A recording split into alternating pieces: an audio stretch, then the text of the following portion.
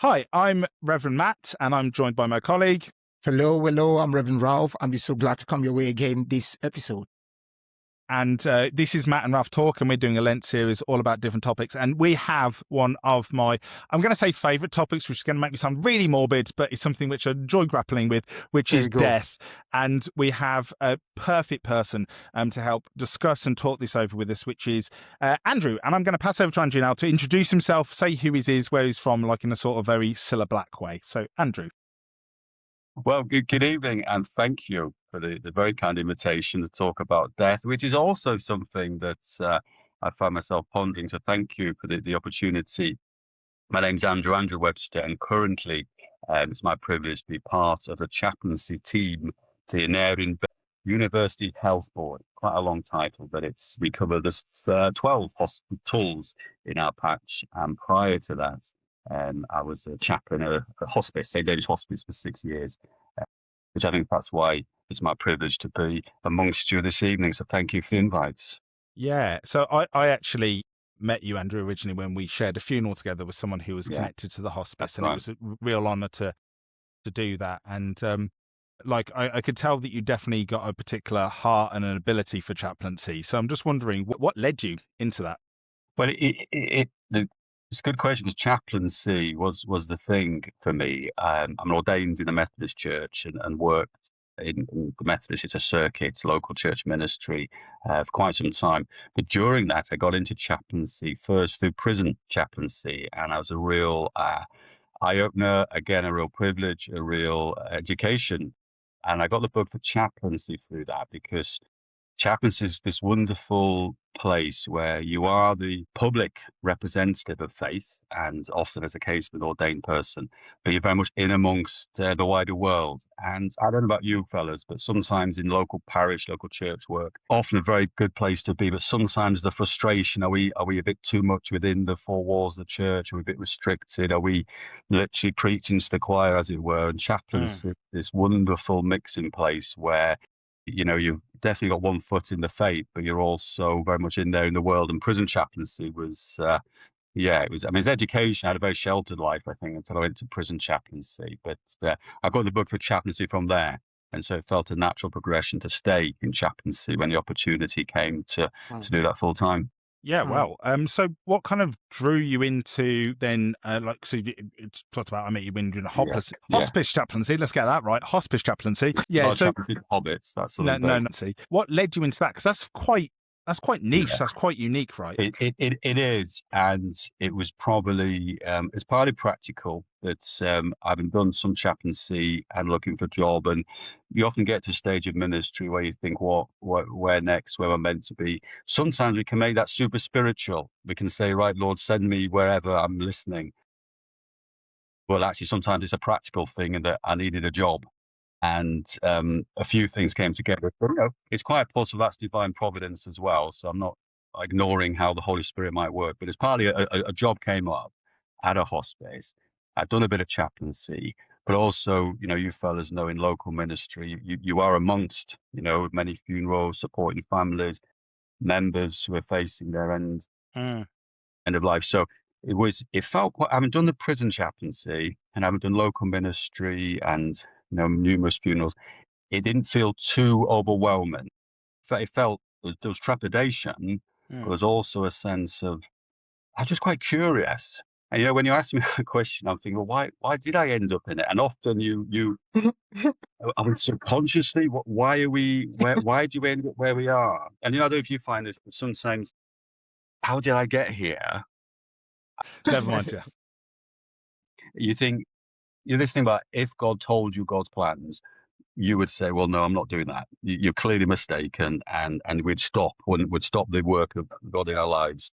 So the element of mystery, element of practical decision, element of real curiosity. What is this thing called palliative care, hospice care, end of life? And it has actually turned out to be a huge privilege to be involved in that. That sounds quite interesting to hear. Oftentimes you hear people talking about God leading me, God drawing me, the call and the burden to want to do something. for God, but I kind of like the part that talks about, well, God, I need a job. And then you just find yourself in a place that connects to you, doing something that connects to you, and then you just stuck to it, and then you could do it, and you find that you could, in that same way, serve and be of blessing to the people and the family that come around you, right? Let's go into the conversation that we have before us. I'm aware it's a very, very difficult conversation. It's difficult. It's not a very popular topic. It's not something people, well, not like Matt. Matt is the only one I know who's excited about death. I'm yet to find someone else in the world that is excited about death. So I can't seem to find anyone who seemingly could be or should be or wants to be excited about death. So it's the reason why people hardly talk about it, but it's inevitable. So we're hoping that through this session and through this episode, we could have a little bit of insight into it and draw from some of the experiences that you have had to help us gauge what we are looking into. So from your experience, if I may just quickly begin with this, from your experience, what do you think most people wrestle with when or as they approach that very delicate moment of their last breath? Yeah. That's such an interesting question because in some ways, everybody's ending is unique to them. Everybody's story is their own. And so it's as varied as humans are. But equally, I think there are some common themes. But just stepping back to that comment you said there, Ralph, about it's not something we talk about much. And perhaps we'll go into this a bit more detail later. But we really aren't good at talking about death. And this is why I really value the opportunity. And I'm pleased that you're looking at it, because it's one of those things. I know it's almost a cliche, death and income tax is the only certainty of life. But actually, we don't really address it. And, perhaps you ought to say from the top of this podcast, it's a sensitive topic. There might be people for whom you don't feel you can talk about in quite we're talking about quite a detached way, quite possibly humorous way as well, hopefully. But we recognize the sensitivities around it, and it's not trivializing it. But not talking about it doesn't change the fact that it exists. And I do think we are pretty much death illiterate in this culture. Other parts are very different. But in the modern UK, I often say to my nursing colleagues when we're doing training on spiritual care, we're trying to support people at their end of lives in a society that's really not equipped. And I think we're least well equipped for generations. Previous generations, and certainly other cultures around the world, are far better at this than we are.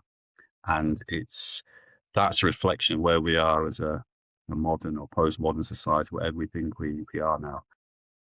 So what that means is the individuals whom we're trying to support, they aren't necessarily very well equipped. We don't even have the language for it, because for all the failings of institutional religions, and I'm sure there's plenty, it gave us a language.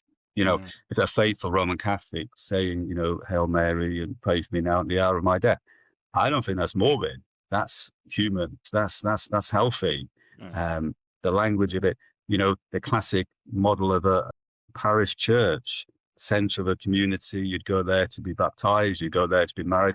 The graveyard's there. It's the center of village life. You walk past it every day. Whereas now it's hidden away. A significant majority of deaths are perhaps in a nursing home or a hospital. 100 years ago, most people would die at home in their bed.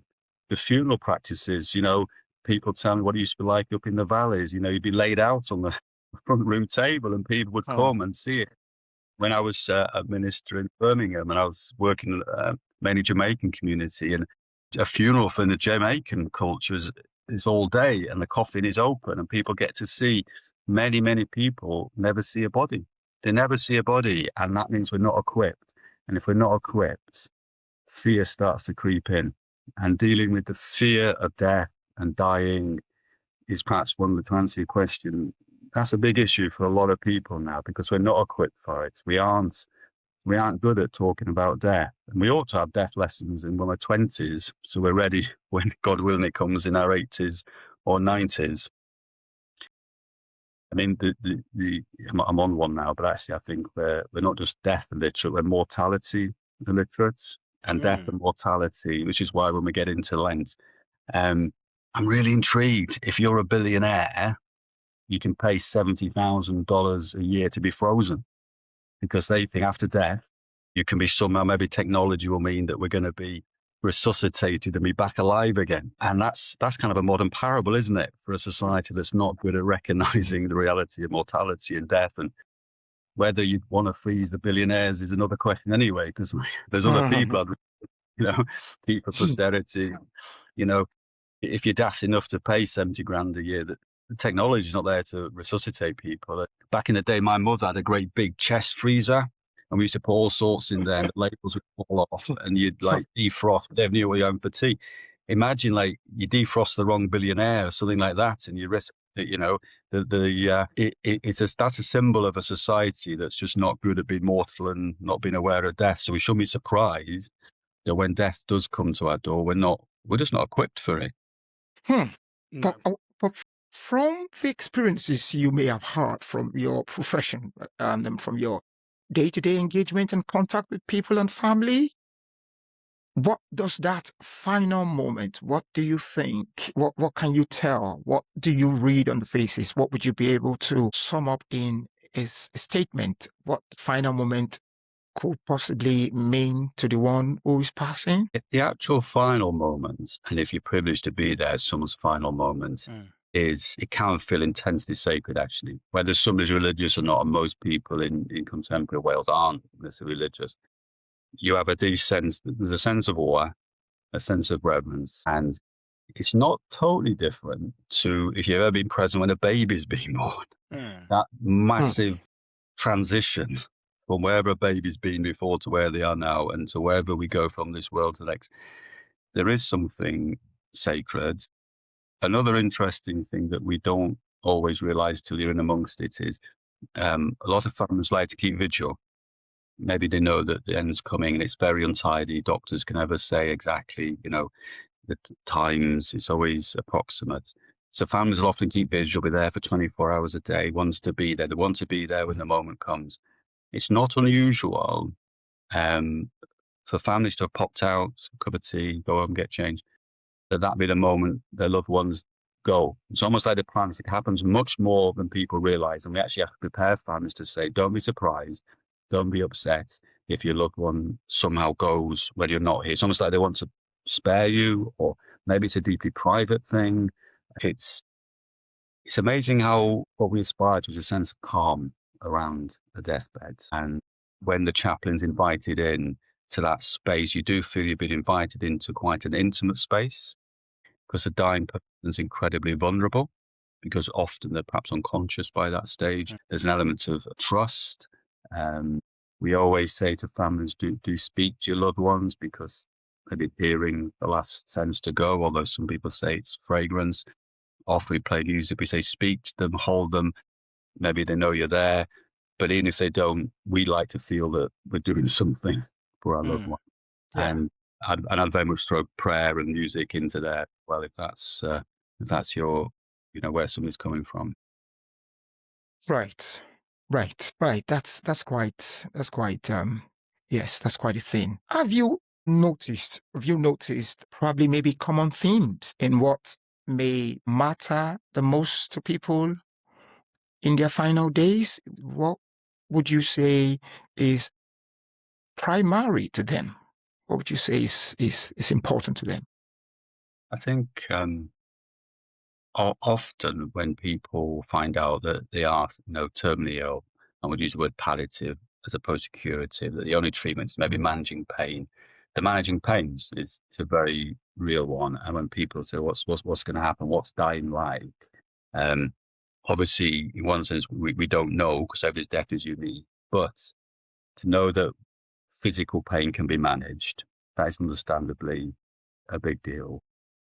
To have it explained to people that actually it's a natural process. And one of our roles as chaplains is to emphasize to colleagues and patients and families, dying is not a medical thing. There's obviously a medical component. There's a reason why the body is shutting down, and there's a medical.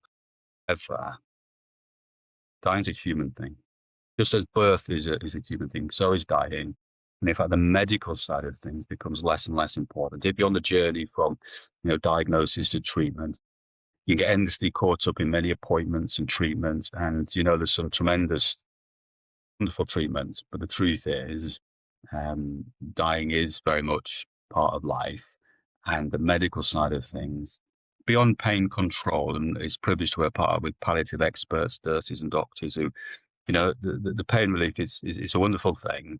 And they try to keep a balance between pain relief that perhaps makes us more sleepy and less alert, and people wanting to be alert as much as possible to be interact with their family and things or their friends. But in terms of once we know that hopefully can manage people's physical pain, they can almost settle to their other business.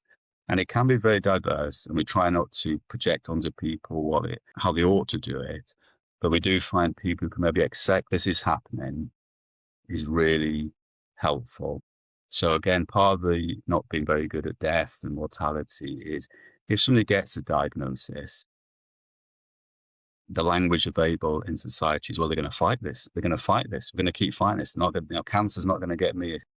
But the language of battle and fight is not really very helpful. And obviously it's wonderful when people do overcome an illness. But the truth is there's some diagnoses that you're not going to get better.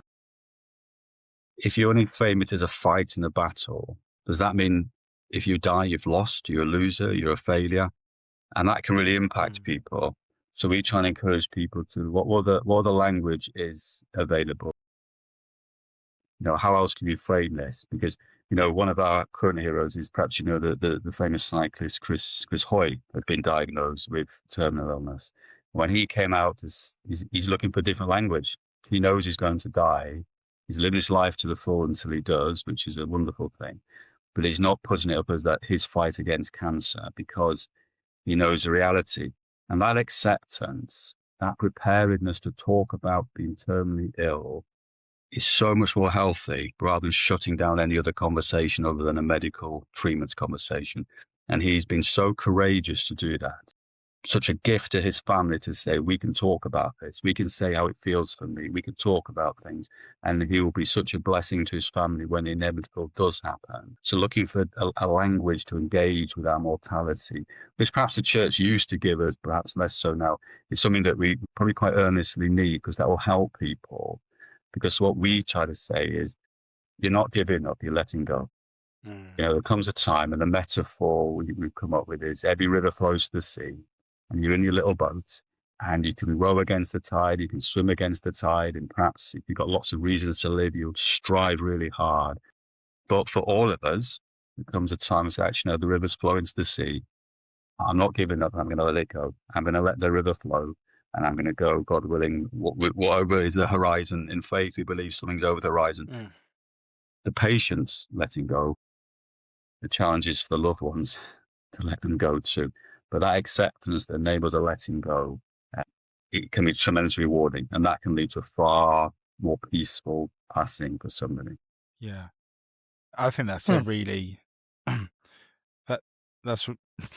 it's an important thing to think about, especially like you said, is in a society we're so far removed from death. And like I know, like myself and Ralph have been around people who have been dying and have died, and it's a very big honor to be there. And I think one of the things with, like you said, like with religious language, and as we go into Lent, Lent is full of, and Holy Week is full of language of death and resurrection, and especially Ash Wednesday, when we started with saying, "Dust you've come from, to dust you shall return." It's quite stark. So, as I said, is that I think this is an important topic, because I think remembering our mortality is important in terms of knowing that we will die, because then that can inform how we live. But what do you think? What do you think about shaping mortality and how that shapes how we live? You see, you're speaking my language here, Reverend Matthew, because when you said about the mortality and dust, and I looked it up, I thought I knew it. I did look it up. Dust to dust, from dust you come, is Genesis chapter 3. I could have pretended to remember that, but I had to look it up. We do that once a year on Ash Wednesday. In a sense, that's every day in palliative chaplaincy. And it's this wonderful idea, and that wonderful poem, parables, teaching in Genesis of God taking a handful of earth and hand-shaping humans, and that wonderful intimacy of breathing life into us, and the idea that we are animated, well, we're stardust, because that's scientifically true. We are made of carbon. The stars exploded, and the wonders of God's creation, humans exist because of the breath of God in us, and that's a wonderful way to understand humans. But we start as dust, we end as dust, but we're dust throughout. We're animated dust. And that coexistence of divine breath and earth is, for me, a wonderful Christian understanding of what it is to be human. As a metaphor of just, you know, how water, a river can bear light? It's both in the same place. It doesn't displace it. Water and light exist together. So too, dust and the divine breath. That's what makes us human. And it's one of the abiding failures of humans, or sins, if we're going to use that language, of we forget that we're dust. We forget. Whereas in fact, that's what makes us, and a lot of the nonsense that humans get up to, all the pretense, all the denial of, because now I didn't do Latin at school, but I am reliably informed, but correct me if you're a scholar, that the origin of this word humility that we're going to get into in Lent is humus or humosio. Yes. And is that true? Latin for soil, Latin for dust? Yes. And that's what it is to be humble and down to earth, is that we're animated soil. And so Lent is this time to be humble, which is to recognize the interdependence. The big myth of humans in the West is that we don't need anyone else, that we're independent. But what Lent is there to say is, no, we're interdependent. We need each other. We need God's creation. We need God. And that's what it is to live, because the real irony of denying our mortality is you miss out on what it means to be fully human. Because to be fully human is to live a life that's interdependent with other humans, in community with God, in community with creation. And death has this wonderful way of stripping all the nonsense away. One of the blessings of being in amongst people who are dying and stuff is they never say, you know what, Reverend, I wish I had better double glazing. I wish I had a better car. I wish I'd had this. All the stuff that we fill our lives with, that actually, no, that's not what it is to be human. And the things that people cherish most as life draws to a close is all to do with actually being mortal humans, how God created us to be. And Lent is there kind of to create almost a laboratory for mortality. It's a blessing to spend some time for that wilderness, you know, because illness is like that. Illness is a wilderness. People describe it as such. Everything's stripped away, things that give us security and identity. Perhaps if you lose your physical capacity, that's very hard. It's a stripping away. Or maybe we lose our ability to work, or things that they get stripped away, and it's painful. It's painful. That wilderness experience is painful, and yet there's tremendous blessings in there if it leads us into a deeper understanding of what it is to be gloriously animated dust, because we are. And it's the dustiness that we have throughout life that Lent's there to remind us. And it's not morbid at all. I think it's life affirming, because it's how you learn to live. Yeah, I love that, viewing it from the other end. It's like the dust you've come from is the fact that God breathed life into you. Yeah, like, to be fair, like I said, I like some of the morbid stuff. So I've seen it always the other end. It's like, you to return to dust. It's just like just remember classic. it. You got to hold on to it. You got to grapple with it. But I think it's, you know, that thing is that you grapple with it, you hold on to it because you are made and you're God breathed in, and you're given that life, which is a beautiful thing. So in terms of that, you know, we've already touched about, you know, a culture that avoids talking about death and the fact that we, you know, wrestling with our mortality. What do you think it costs us when we don't do that? What's the other side of that? When we don't examine ourselves in the sense of that we're mortal? Yeah, I think part of it is we're not equipped for our dying, but I think with mortality isn't just life will end. It's not just finitude in terms of endings. We're actually limited throughout life. You know, we're fragile and we're frail, and we need each other, and we need creation, and we need God. I think that's an orthodox Christian understanding, smaller, because mortality is to recognize we're limited, we're fragile, and we're frail. And we spend so much time denying that and going in all sorts of delusions and fantasies and what makes us vulnerable to all sorts of myths and nonsense, that once we accept our mortality, a lot of stuff just we see it for the nonsense it is. You know what I mean? If you look at the whole of Western capitalism's trying to like sell you some sort of myth, isn't it? That you can buy yourself to fulfillment or own or possess. And it's like, well, no, that's, it won't take away the fact that we're fragile and we're frail. But it's our very fragility and mortality that, like I keep saying, that makes us human. And that makes human life so rich and deep and worthwhile. So to deny death and mortality is quite a cost to us. And how many people have said to you that, they're merrily going about their life's way until perhaps they lost a loved one or a friend, or they went to a funeral, which is the only time we bump into death nowadays. Actually, I'm going to have a bit of a think about my life. And I think what does matter, and it probably hasn't been the life that I've been living. And that's why our mortality, it's there to help us, live, really. Thank you. That's wonderful. Yeah. Right. This is quite, a sensitive topic, like we've rightly said. And it seems to me like it's something that people aren't quite prepared for. People aren't thinking about it. People don't want to talk about it. And just, picking from the conversation we've had and from much of the experiences you've shared, speaking about death is literally bringing us to a state of humility. It's bringing us to a point where we can humble ourselves and know that the lives that we have is a gift to us from God. And beyond the pomp and the pageantry of life, beyond trying to be much more than we seemingly are, it's very much important for us to note that speaking around this topic and this theme brings us to a sense of humility and helps us to live our lives with the impression that we are indeed being gifted from God, by God, the lives that we have and the breath we've got in our lungs. But this then brings me to something we call bucket list. From your experience, what ends up, what would you say it ends up mattering more to many people around this moment of death? Yeah, I think so. Bucket lists, it's a thing, isn't it? Is it things you want to do before you kick the bucket? And it's into social narrative, isn't it? And the part of me is a bit suspicious because, is that still people trying to sell you something? Is it?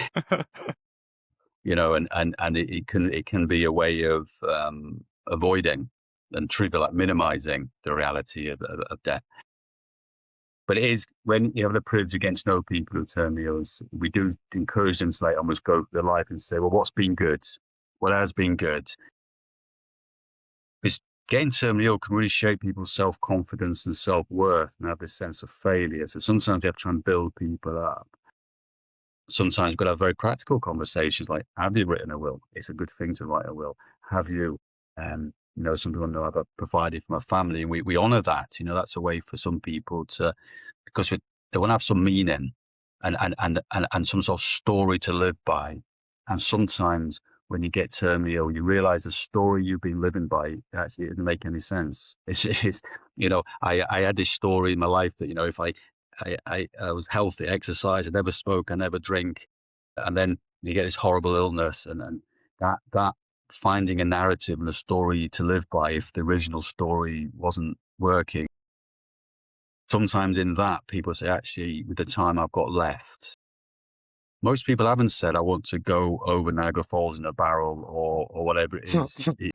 Sometimes they want more of the simpler things, sitting on the sofa with your grandchildren or going, we encourage people to find pleasure because, we're hard being dusty is we're sensual beings, and to enjoy food or what have you. A dear friend of mine who was a role model in prison chaplaincy, who sadly died. He's a priest. He died far too young, and he loved his rugby. And so a couple of times we managed to get to what was then the Principality, no, Millennium Stadium, beg your pardon, it was then. And, that was a great thing for him to do, one more time and things. But often it's the simpler things, because the thing about death is it can be very isolating. Once you get ill, And some people do disappear because there's fear of death. I've had people say, oh, a lot of friends disappeared. They were maybe afraid. Maybe they thought death was contagious. Or the risk of isolation is a real problem. And the connections we have with what gave us life, because that's our spirituality. When we say spiritual care, what we say is it's your connections to what gives you life. And that could well be your faith, but it could be other things as well. And we revisit those connections, or people never thought about them at all. And we do encourage people to revisit what's given you life in the past, what animates you, what rocks you, what floats your balloon almost. And we encourage people to focus on those connections. It's often not spectacular things, it's often very simple things that they want to revisit and reinforce, I suppose, because it can be very isolating to be ill. And often people don't want to really engage with what's going on with someone because they don't want to. There's a lot of collusion and avoidance that goes on. It takes a certain courage to be, to support someone, whether it's a family member or a patient. It takes a certain kind of courage to go into a situation and acknowledge it for what it is, knowing you've not got any answers, knowing that you can't fix someone, knowing that the treatments aren't going to work anymore, but still, I'm not going to leave you. I'm not going to run away. I'm going to sit there and sit in that space with you, to accompany somebody. It does take a certain type of courage and a real lot of humility, because we like to fix, we like to do, we like to have things, and we can't fix our mortality. We can't fix our human nature. And we probably shouldn't want to. Ultimately, it's to accept this is how it is, but I'm not going to abandon you. And perhaps in that, we're reflecting something of a God who never abandons us, even if it might feel like it's at the time. Right. So if I may just ask this, from much of the experiences that we have been able to glean off from you in this conversation, what then would you say is the best form of support, or what would you say is a suitable form of support to someone, apart from, the medical aspect, which of course I believe medical professionals, practitioners will cover, in terms of spiritual, pastoral, emotional, psychological support? What form of support do you think could be suitable to someone who is passing? That's a really good question. And what we try to do in chaplaincy, and other companions would do, is create a space where we can talk about things where we really need to give somebody permission to say whatever's on their head, in their heart, and not feel they've got to give the right answers. Because sometimes people have a notion of what it means to be brave, stiff upper lip, and to let people know that you can facilitate a space where they really can speak from the heart. And that's this thing about a certain type of courage, where we're not going to be in denial. We're not going to, put false hope. And I say this to Christians as well, because sometimes Christians struggle with this stuff, because Christians bind this narrative of, we're going to heaven, there's nothing to be afraid of. And whilst we want to say that is true, we're still humans, and it's very natural to be afraid of dying. Or, people say it's not so much the dying, it's the pain of parting. I don't want to leave you guys. I don't want to leave this world. It's a great world. I want to go. And if there's somewhere better, then, there's no rushes there to get there. And we get that Christian funeral sometimes, don't we? When Christians, it's victorious and they're in a better place. And absolutely, but we can still name our heartache and our grief and our pain. And, we say it many times, don't we? If we read the Psalms, it's all, very human, very, my God, why have you forsaken me? And to give people permission to say whatever's on their heart, whatever they're thinking, and not feel they're letting the side down if they're looking doubtful or anxious or uncertain. And people often do discover a sense of peace by just having this chance to articulate in some way what it's like. Because we say, we all know we're going to die. It's a part of life. But when it comes to our door, it's like, ooh, this is very different. This is, it's taking some getting used to this idea that I might not exist anymore. That's an affront to us. Like, what do you mean a world without me in it? That's not. That's like, and it's a real privilege to give people space and permission to say how it is for them. not feel any pressure to say more than they want to say about that. And absolutely, to do this work, we do believe that death has been defeated. But I've not defeated death. You've not defeated death. That's God. So it's not about my strength of faith, even, is it? It's about this almost collapsing into grace, isn't it? It's when it's not the strength I hold on to. It's the fact that I do profoundly believe we're held. I think this image of dust and humans being shaped, and that God didn't just then leave us to get on with it. This accompanying God who holds us in this life and into the next is a very precious image, and I do believe that profoundly, that we can entrust ourselves to God's safekeeping. It's God's keeping, not ours, and that's it's a relief, really, because people often have their faith not strong enough, but actually it's God's faith in us, isn't it, that this wonderful creation is going to continue in God's safe holding and safekeeping. What it's like in heaven, who knows? That's a whole nother podcast, isn't it? But yeah. We're just talking about the thing before. Whole nother series. We wake up in glory to be with Jesus. That's the. I think it's really.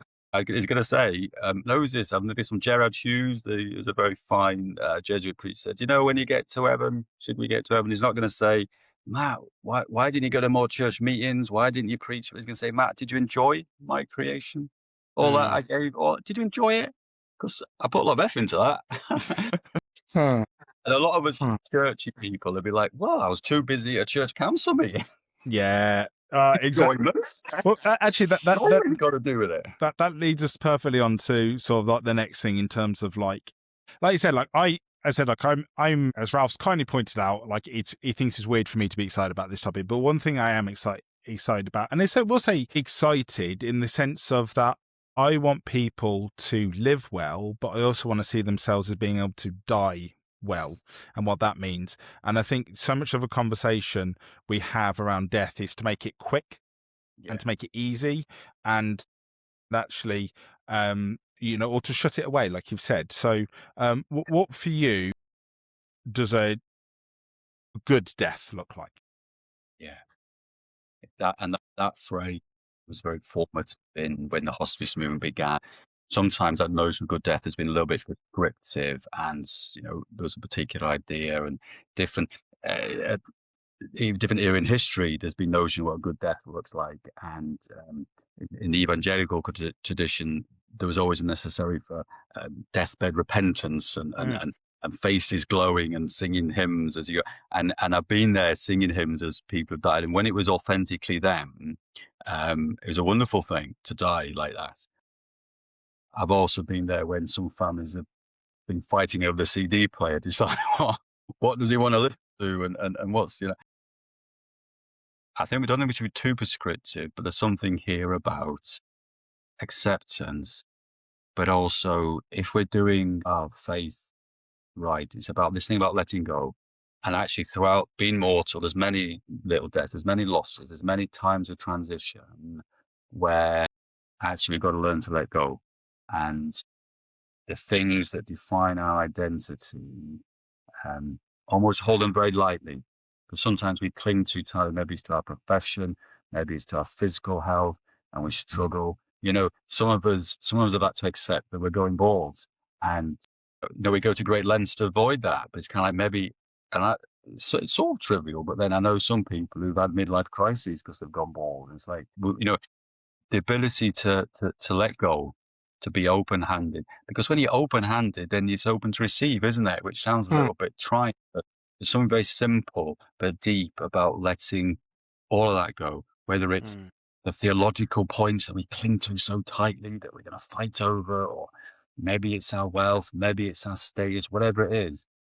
All that, the beauty of Lent and the beauty of talking about death and mortality is it's a good time to practice letting go. And we mistake Lent for giving up. And we can trivialize that. And I'm sure that Lent this year coincides with Ramadan. And our Muslim brothers and sisters, and a colleague said, as a Muslim, Ramadan, I'm not eating, I'm giving up food between sunrise and sunset. It's just like you Christians at Lent. And I thought, well, I'm not going to have chocolate biscuits.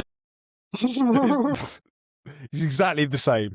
Yeah, I found it quite true. I said, well, actually, let's have a think about this. The giving up stuff is actually more rooted in the letting go stuff, and we can challenge ourselves this Lent. So like, if we were to just have a few months to live, what are we clinging to that actually it's time we need to lay down? What do we need to lay down? And sometimes that might be bitternesses that we're carrying or hurts that we need to let go.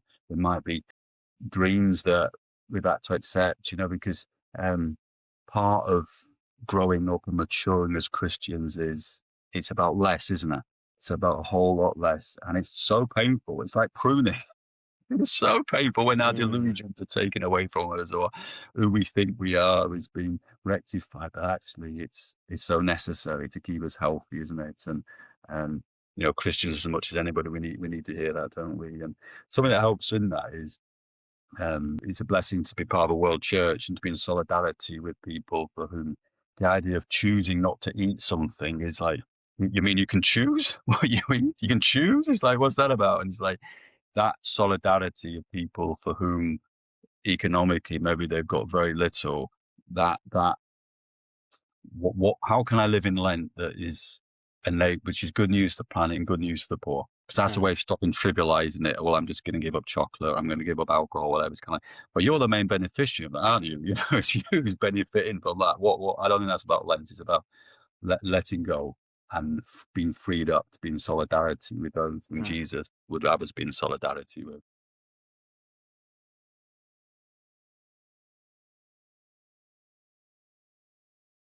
Right.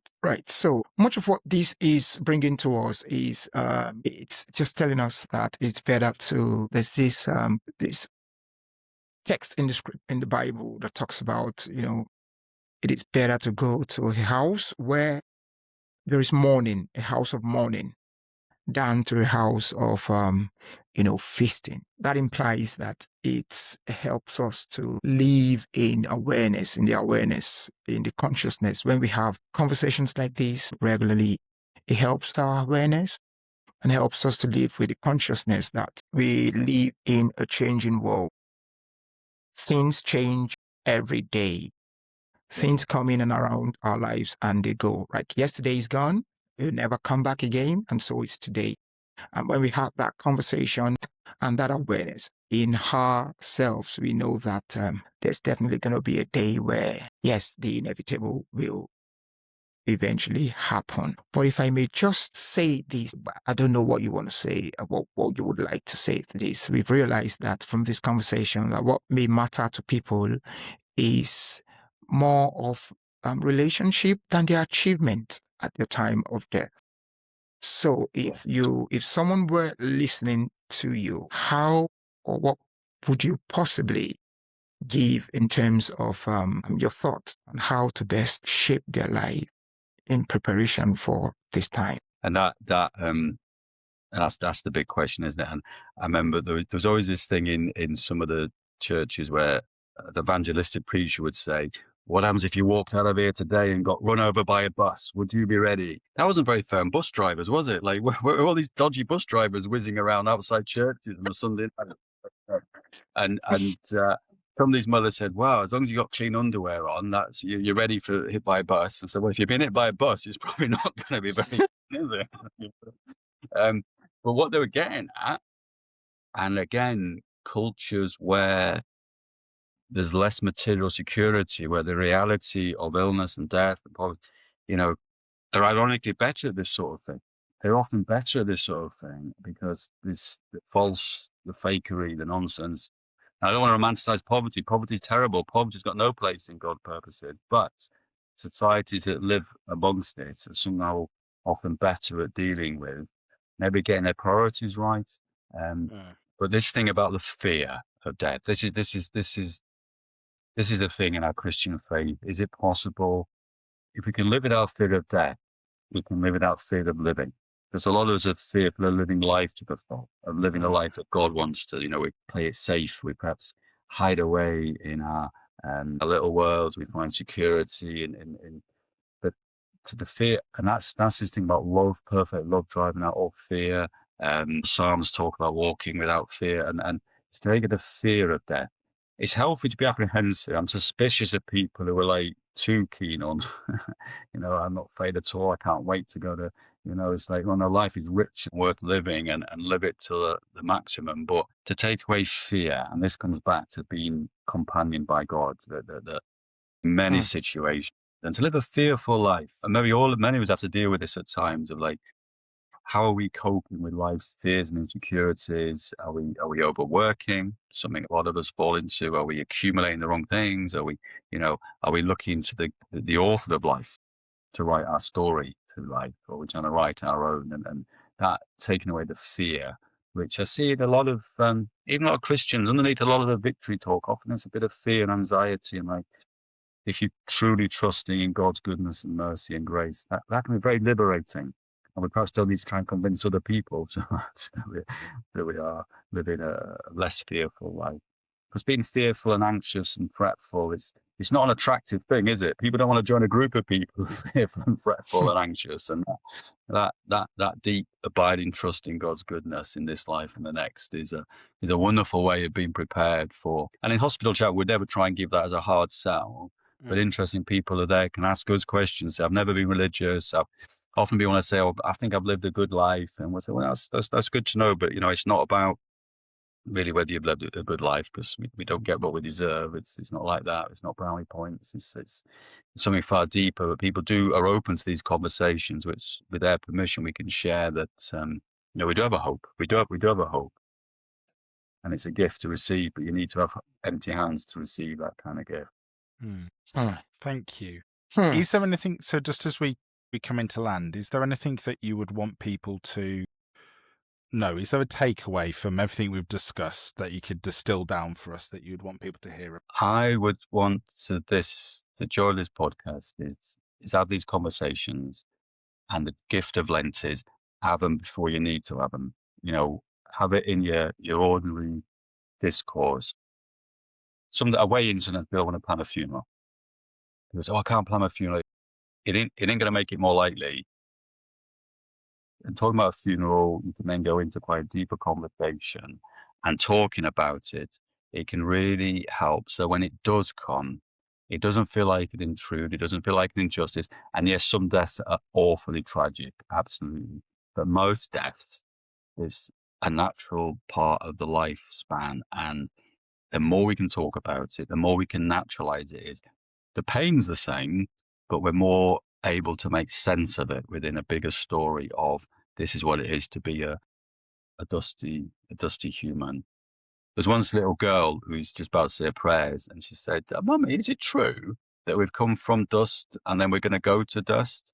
And her mum said, well, yeah, it is. Why did you ask, dear? She said, well, it looks like somebody's coming or going under my bed. You can have that one. You'll be using that on Sunday. Yeah, it's going to get banked. Yeah, you're going to use that. Right. Thank you. Would it be okay to just hinge on the faith orientation as a way of now, for want of a better word, would it be okay to say what faith teaches, what faith presents? Would that be an option to hold on to in terms of preparing for the day? Yeah, I think for all of us, me celebrate and encourage to embrace all of what Lent has to teach us, and perhaps staying with what it has to teach us long enough. We do know how the story ends, and resurrection and new life and new hope is and this word hope and peace, and I would also say joy, is the bread and butter of hospital chaplaincy, and the possibility of peace and hope and mercy, goodness. This is our Christian faith, and it's not earning, it's not achieving, it's receiving. And often I'm ponder the thief on the cross. I often ponder that story as like somebody who didn't go to Sunday school, as far as you know. Probably didn't take his library books. He probably, but that wonderful thing, Jesus, remember me, put me back together in your kingdom. And he didn't have to do a course. He didn't have to get. You have to take baptism. He didn't. Literally, he all the 7 stages to faith or whatever, all that. Which is all precious. Don't get me wrong, but Jesus, remember me, and he said, yeah, you will be with me, and that assurance There is, in my father's house, there are many rooms. The song is, an older lady was telling, we used to sing, Reverend, we used to sing, I want a man, I want a man. I want a mansion in the sky. I'm glad you finished that song, Ethel, because but yeah, that notion of whatever's been good in this life, whatever's been beautiful and colourful, there's a place where it's 1,000 times brighter, 1,000 times peaceful. In Isaiah, 25, it's like, it's a feast. We often say it's a feast, a celebration in the presence of God with the best of everything. And that's there as God's gift.